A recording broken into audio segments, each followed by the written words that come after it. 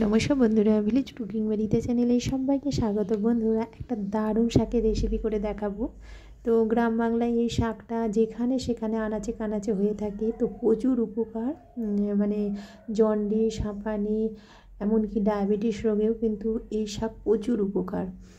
তো আমি এই শাকটা তুলতে যাব, চলো প্রথম থেকে শেষ পর্যন্ত ভিডিওটা দেখবে বন্ধুরা। পাখিটা ঢুকে গেছে ঠাকুর ঘরে, আর প্রত্যেক দিন এই সলতে নিয়ে চলে যায়। আবার একটা পাখি ঢুকে গেছে।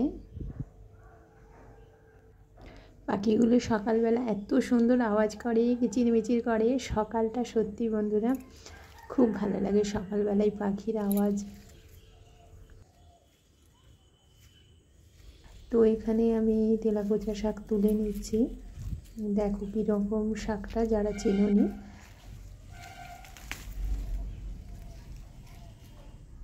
আমি দেখে দিচ্ছি ভালো করে।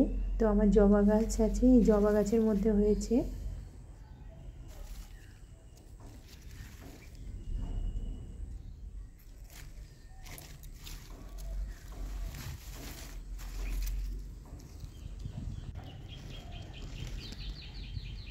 এখানে টগর গাছ আছে, টগর গাছের মধ্যেও হয়েছে।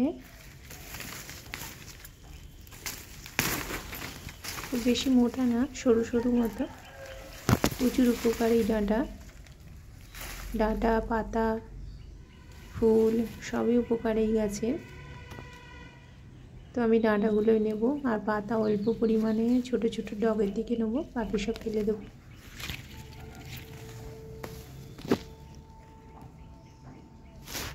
তো হয়ে গেছে, আমি এবার ঘরে নিয়ে চলে যাব। ছোট ছোট করে কেটে নেবো এগুলোকে। কতকটা কুদরাই গাছ হয় না, বা তরুলি গাছ, মানে তরুলি বলে অনেকে কুদরইকে। তো সেই গাছের পাতার মধ্যে দেখতে একই রকম, একই রকম ফুল হয়। শুধু এটা ফলটা একটু তেতো লাগে। পাখিরা খায়, ফল পেকে গেলে পাখি খুব খায়। ফল হয়েছে ছোট্ট, খুব তেতো এই ফলগুলো। ফলটা তেতো, কিন্তু ডাঁটা বা পাতা একটুকু তেতো লাগে না। যা জল ঘেটেছে আমার। তো আমি ছোট ছোট করে কুচিয়ে নিয়েছি, আর পাতা একদম নরম, অল্প পাতা দিয়েছি। এর সঙ্গে আছে মূলো, আলু, বেগুন, শিম, আর অল্প পরিমাণে কপি ডাঁটা রয়েছে। কপি ডাঁটাগুলোকে ছোট্ট ছোট্ট করে কুচিয়ে নিয়েছি। ভালো করে পরিষ্কার করে ধুয়ে প্রেসার কুকারে একটা সিটি মেরে নেব। ভালো করে পরিষ্কার করে ধুয়ে নিয়েছি, প্রেসার কুকারে সিটি মেরে নিচ্ছি। লবণ হলুদ দিয়ে একটা সিটি মেরে নেব।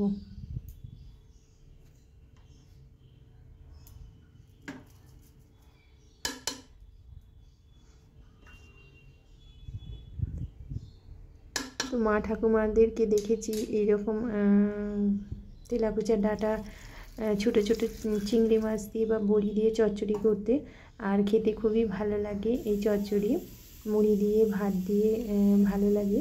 তো এখানে আমি সেদ্ধ হয়ে গেছে, এখানে আমি কড়াই বসিয়ে দিয়েছি, ধরে দিয়েছি, 5 ফোড়ন দিয়েছি, জিরে দিয়েছি, 2টো শুকনো লঙ্কা, তেজপাতা, 2টো এলাচ, আর একটু দারুচিনি।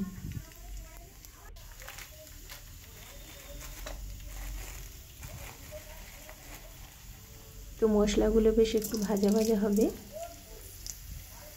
তারপরে সবজিটা সেদ্ধ হয়ে গেছে, জলটা ছেড়ে, জলটা দেব না, তো বাকি সবজিটা দিয়ে দেব।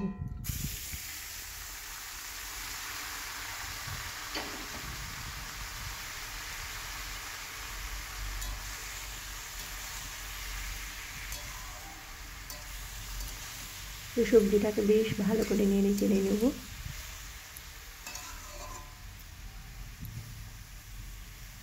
বেশ ভাজা ভাজা হবে, তারপরে কিছু মশলা অ্যাড করব।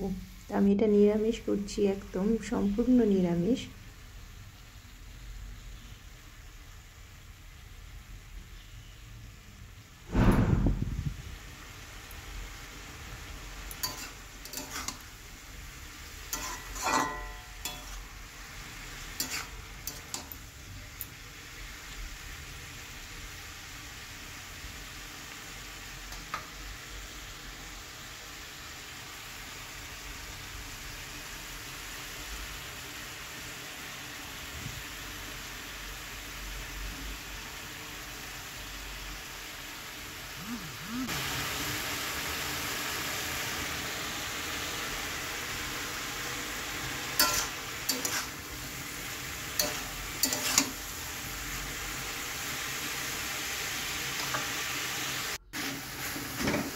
তো মা ঠাকুমাদের মানে অস্ত্র হাতিয়ার যাকে বলে, তো নোড়া দিয়ে আমি একটু থেতো করে দিচ্ছি সবজিটাকে, বেশ ঘন্ট ঘন্ট হবে।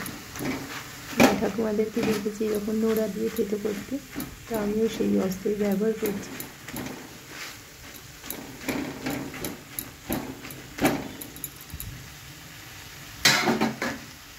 তো ঘন্ট পাকিয়ে গেছে, এরপরে মশলাগুলো দিয়ে দেবো।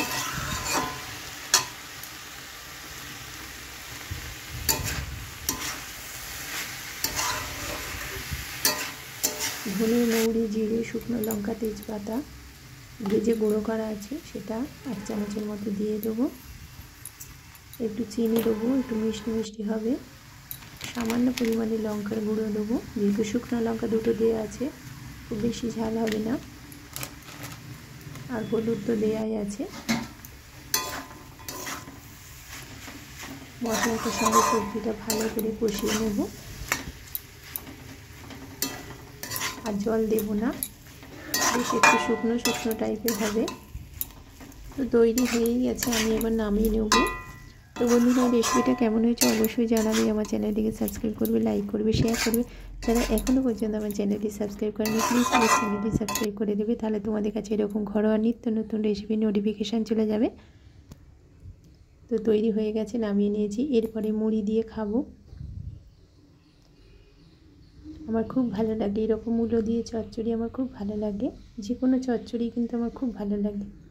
মুড়ি ভাতের সঙ্গে এটা সবার সঙ্গেই খাওয়া যাবে। তো আমি মুড়ি নিয়ে চলে এসেছি, আমি আর আমার মেয়ে খাবো।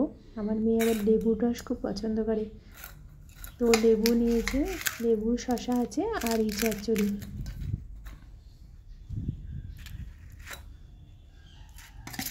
এই ডাঁটাগুলোকে চিবিয়ে খেতে খুব ভালো লাগে, সরু সরু ডাঁটা।